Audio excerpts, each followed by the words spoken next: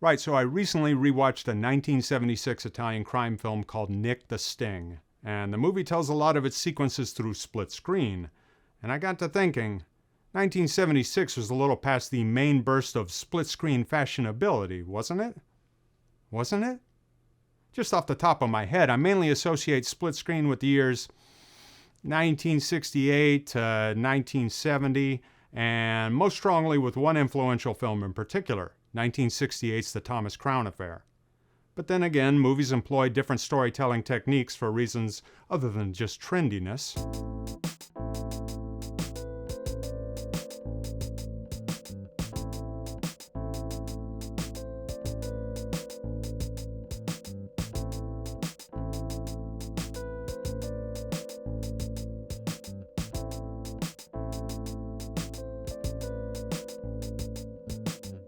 The split screen technique actually arose from different needs and inspirations depending on the filmmaker and project using it. And the story of this technique, the story of split screen, involves two of the most important graphic designers to have ever worked in cinema, Saul Bass and Pablo Faro, and two of the most influential architectural designers, Charles and Ray Eames. So let's try to get to the bottom of when and why split screen was so fashionable in cinema. And this is by no means a completist look. I hate the phoniness of becoming an instant expert on a subject, so I'll stick with the films already on my radar. And of course, there's no point in talking about any split-screen movies in this modern age of non-linear editing or digital editing. That stuff's all just too easy. No, we're talking about when split screen was achieved through a piece of technology called an optical printer. That had film projectors linked to a film camera, so you could rephotograph what you were projecting and end up with the effects on the new negative. Now, one of the primary cinematic uses for split screen for a long time was to depict a telephone call with both parties on screen at the same time. The 1959 romantic comedy Pillow Talk with Rock Hudson and Doris Day, and the musical number Telephone Hour from Bye Bye Birdie. Those two immediately spring to mind when I think about phone calls and split screen. I'm not sure how much extra time and expense would be involved if we're just talking split screens for phone calls. But when you get into using the technique more extensively, I have heard some data on that. Richard Fleischer, director of a 1968 split-screen movie, The Boston Strangler, said he had to tack on an extra week of shooting. And Fred Weintraub, executive producer of the 1970 feature-length documentary Woodstock, he said that the film's extensive use of split-screen added an extra $1 million to the budget. But that extra million for post-production, maybe that could help you get more of your money's worth out of your actual production. For instance, the Oscar-winning 1967 short, A Place to Stand, it crammed an approximate 90 minutes worth of footage into its 18-minute runtime. When I think about more clever uses for the technique, the early example I think about is the John Frankenheimer Formula One racing film Grand Prix from 1966. And you can see how the use of split screen would be appealing to Frankenheimer. With all the racing coverage, the production ended up with 1.25 million feet of film. And one way to cram more of that footage into a feature-length runtime would be to have more than one shot on screen at a time. But Grand Prix did more than just use split screen to feature multiple racing shots simultaneously. In the final racing sequence, for instance, the film shows side-by-side views of the drivers speeding along in their Formula Ones and also flashing back on memories of certain conversations they had had. It's all very artistic and stylish. So, who's responsible for Grand Prix's split screen? Well, a lot of people give the credit to graphic designer Saul Bass, who receives billing as a visual consultant. Now, Saul Bass is probably best known for his famous title sequences on films like Anatomy of a Murder and Psycho. He's avant-garde, and with that visual consultant title on Grand Prix, it just makes sense that he came up with the split screen idea. But while Bass did seem to construct these split screen montages, he did the work. Reportedly, it was director John Frankenheimer who got the idea. He had been to the 1964 World's Fair, and he saw a short film called To Be Alive, and also a film for the IBM Pavilion. Both of those shorts used split screen. Now, To Be Alive went on to win the Oscar for documentary short, and the other one, the IBM film, was made by the world-famous designers, the Eameses, who were known for their mid-century modern furniture and architecture. And Frankenheimer apparently met with Charles Eames, the husband of the couple, to discuss the split-screen process. Grand Prix was made for Cinerama, the ultra widescreen panoramic format, so I'm not sure it's the greatest demonstration for split screen, because you could have one panel over here and one panel all the way over here. I'm just not sure that works. But Grand Prix won the Oscar for film editing that year, so that means that one of the short films that inspired its split screen won an Oscar, and then Grand Prix, using split screen, won the Best Editing Oscar. Was this technique going to take Hollywood by storm? Was it going to be all the rage or even become the norm? Who knew?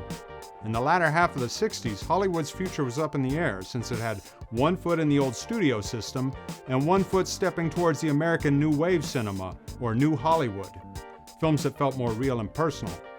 How is split screen going to fit into this new phase? Well, it takes a couple of years on average to get a film made, so maybe some would show up in Hollywood in 1968. In the meantime, there was something called Expo 67, which was another World's Fair event. And again, more short films using split screen. And again, one of them, this one called A Place to Stand, went on to win an Oscar. And again, a Hollywood director was there at the expo and got inspired. This time it was director Richard Fleischer, whose next film would be The Boston Strangler.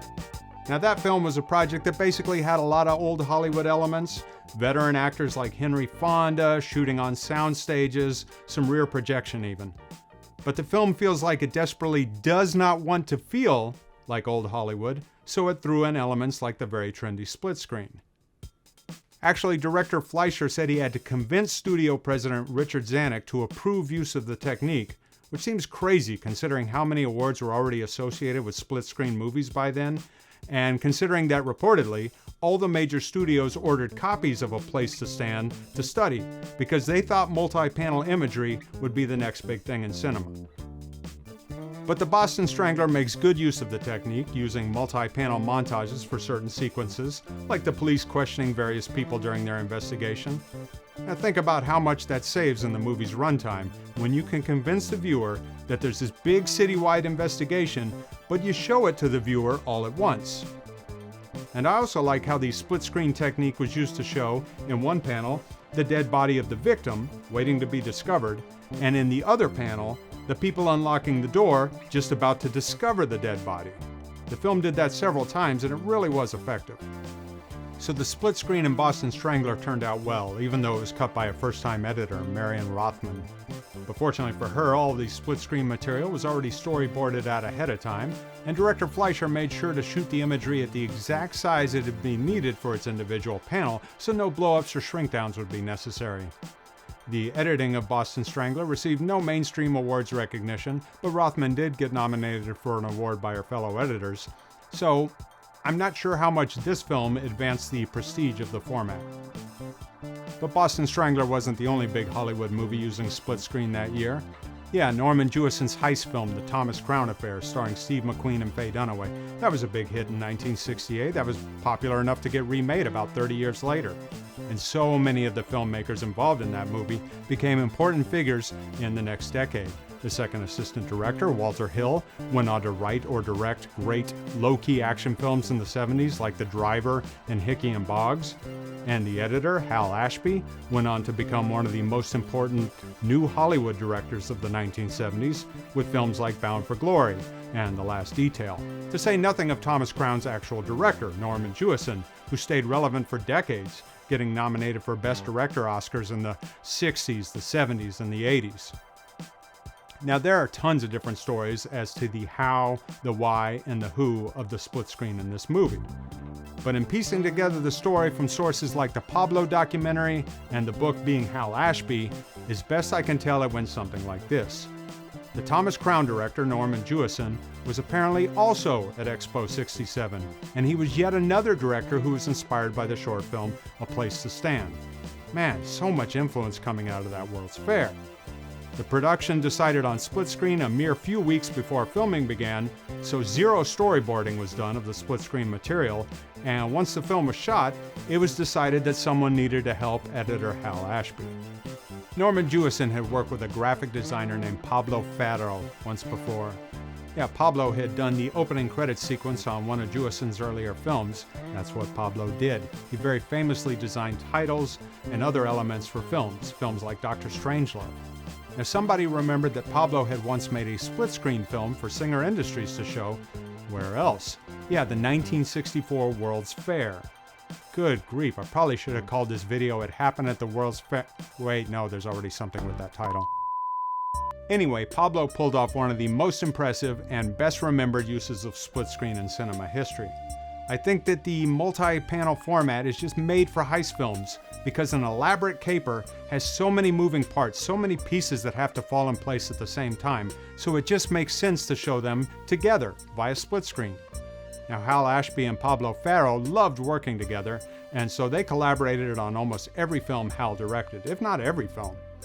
Then a buddy of mine, editor Joe D'Augustine, got to work with Pablo in films like Mobsters and Sun Chaser, and Joe shot the footage you see here of Pablo working with an optical printer, the same piece of equipment used to do split screens.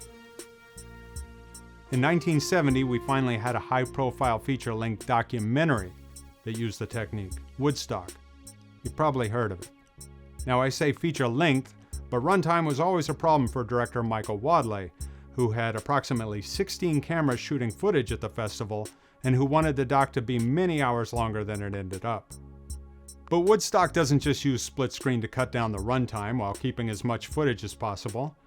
By split screening, for instance, a drum circle and a mudslide, the mudslide gets a very rhythmic soundtrack.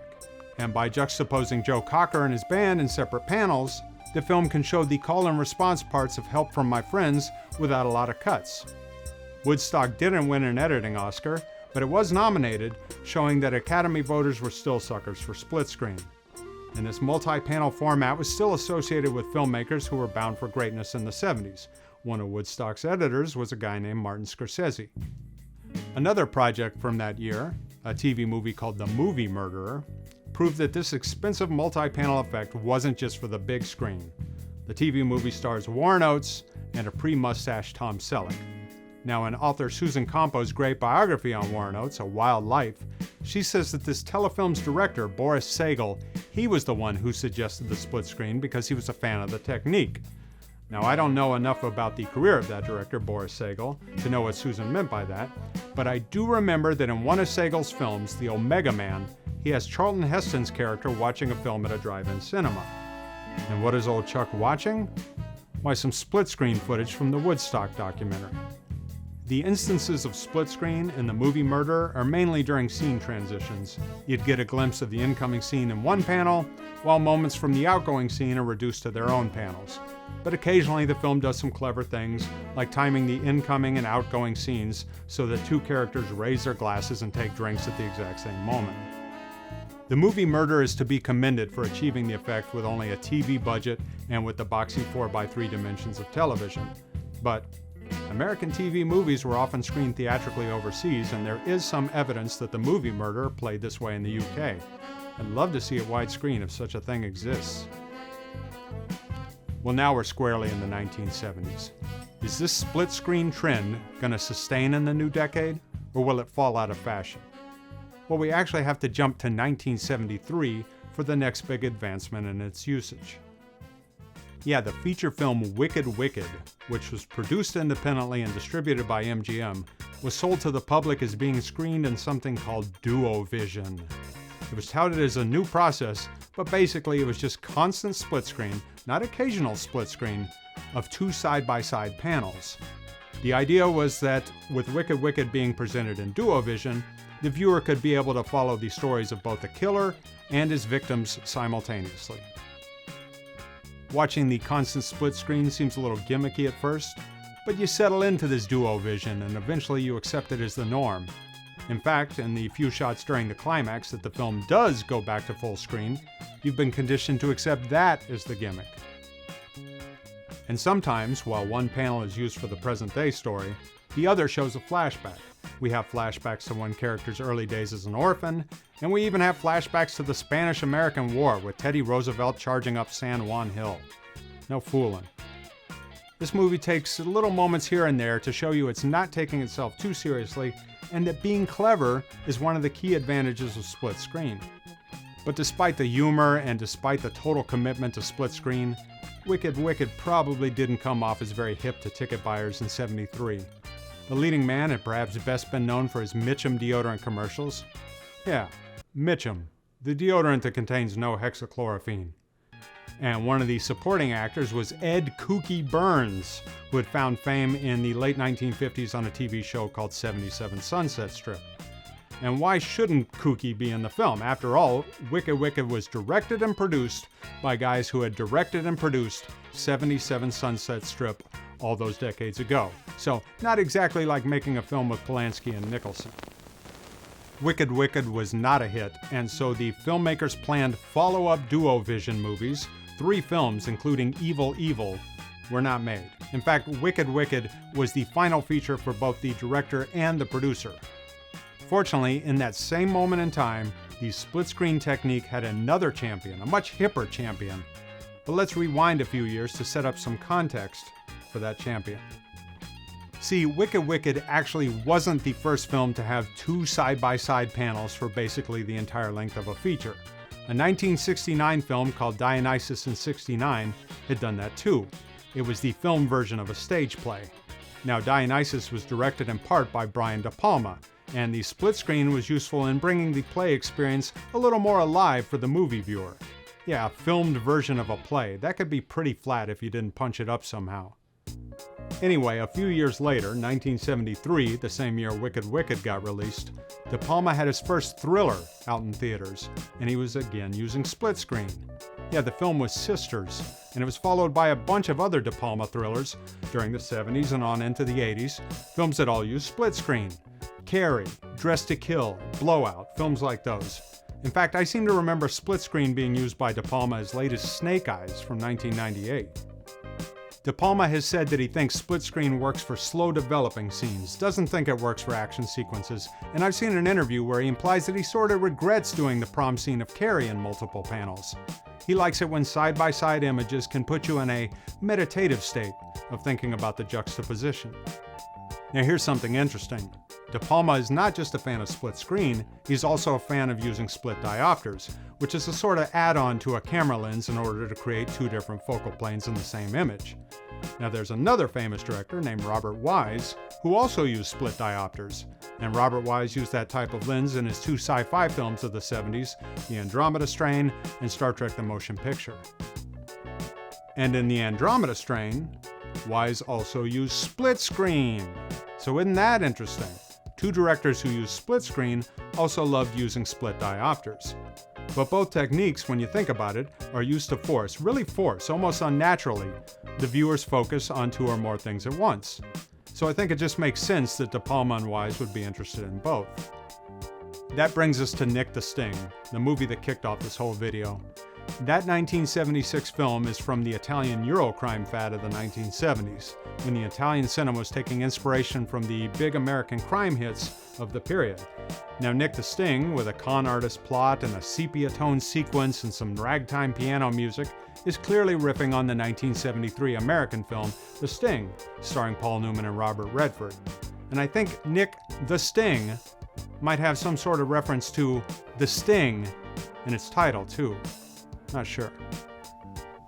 But since the story features a large team of con artists, and since the story has split-screen sequences, is it also going to take some inspiration from the Thomas Crown affair? Is it going to show, via split-screen, multiple people performing their roles in an elaborate con, all simultaneously? Surprisingly, no. The big con at the end, with all its moving parts, is not told in split-screen. The multi-panel technique is mainly just used during the film's action sequences. Like when a car goes over a cliff and explodes, we see it from 3 camera angles instead of 1, which is good value on a money shot like that. Roberto Curti's excellent book on the Italian crime genre mentions that director Fernando De Leo had to rework certain scenes that couldn't be filmed as written because of budgetary constraints. So maybe split screen was De Leo's way of adding excitement back into action sequences. But as long as he's doing split screen for the action, might as well use it in other places too, right? Like a scene in a taxi begins full screen with 4 actors in the shot, but then for no real reason at all, it breaks the 4 characters each into their own panels. And as I'm watching, I realized, I think I'm paying more attention to these 4 individual faces in this format than I would have been in that master shot. So split screen has an interesting effect on the viewer, it really does.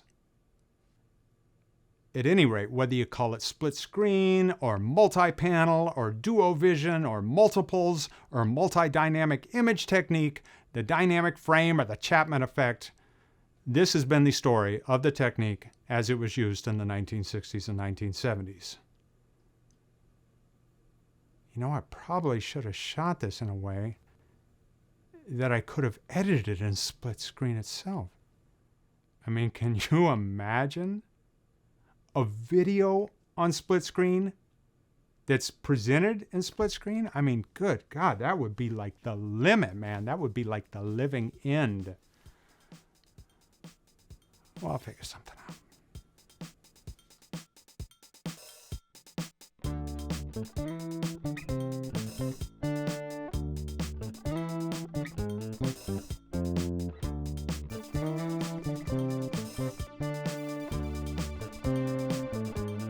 Okay, time for some random facts that didn't fit anywhere else.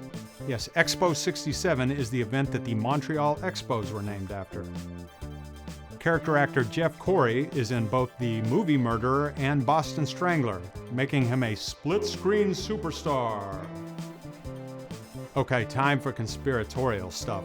The films that present their split screen as two side-by-side panels for the duration of the film, well, that's Dionysus in '69 and Wicked Wicked from '73, right?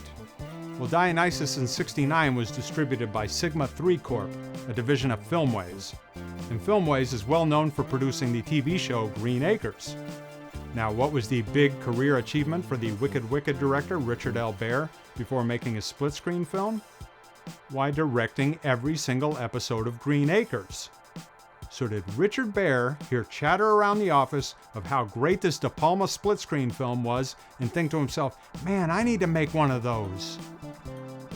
We didn't talk at all about how split screen popped up in the head credit sequences of so many 70s TV shows, especially crime-fighting shows. I think that the Kojak opening credit sequence, that was probably my favorite of those.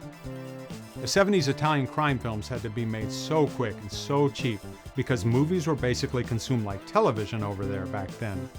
People watch many films per week, so it's actually amazing that Fernando De Leo was able to convince a producer to let him take the time and expense on Nick the Sting to make his movie go through the extra step of split screen. It's interesting to see how much or how little split screen was used to sell these movies to the public. The Wicked Wicked trailer makes a big deal that this is a duo-vision movie, but the trailer doesn't use a single frame of actual split screen. Grand Prix, however, did have a trailer that was in split screen. Now, Wicked Wicked is the only one of these where the promotional stills, the publicity stills, show off the split screen in photographic form. Well, actually, I did find this Woodstock still that sort of hints at it.